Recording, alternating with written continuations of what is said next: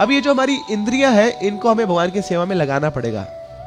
जैसे जीवा है, इसका प्रयोग अगर हमें भगवान की प्रार्थनाओं के लिए नहीं किया तो ये जीवा हमें कहीं और दौड़ाएगी, है ना। इस जीवा का प्रयोग कहीं और करेंगे, हम गाने गाएंगे, पॉलिटिक्स की चर्चा करेंगे, वैष्णव निंदा करेंगे, दूसरों के बारे में उल्टे सीधे अपशब्द बोलेंगे, तो प्रयोग तो होगा इसका।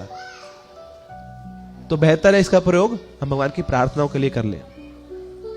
श्रीमद् भागवत में बताया गया कि असली में जो हाथ है, पैर है, मन है, कर्ण है, इनका उपयोग कैसे होना चाहिए। तो भागवत बताती है actual speech is that which describes the qualities of the Lord. असली में जो स्पीच है, जो वाक्य है, वो क्या है? भगवान का गुणगान करना, उनके गुणों का गुणगान करना। असली हाथ वो है जो भगवान की सेवा में लगते हैं। असली मन वो है जो भगवान का स्मरण करता है। और असली कर्ण वो है जो भगवान के कथाओं का श्रवण करता है। नहीं तो क्या होगा, ये सारी जो इंद्रियां हैं ये हमारे फॉल डाउन का कारण बनेगी।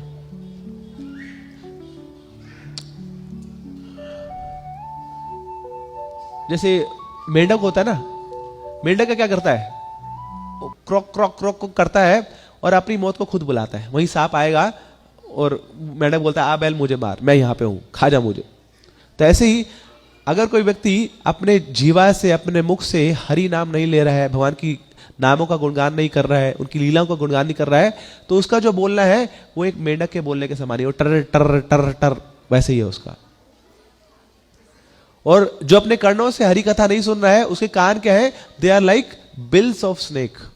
जैसे सांप का जो बिल होता है ऐसा है वो, कि दूसरों का जो द्वेष ईर्ष्या वाला सांप आएगा और आपके कर्णों से घुस जाएगा अंदर और फिर आपको डंक मारता रहेगा वो। कई बार हम बोलते हैं देखो वो सामने वाला निंदा कर रहा था, उसमें मेरी क्या गलती है? गलती आपकी है, क्योंकि उसके पास कूड़ा है, आपके पास कूड़े का बिन है। कचरा उसके पास है, डस्टबिन आपके पास है।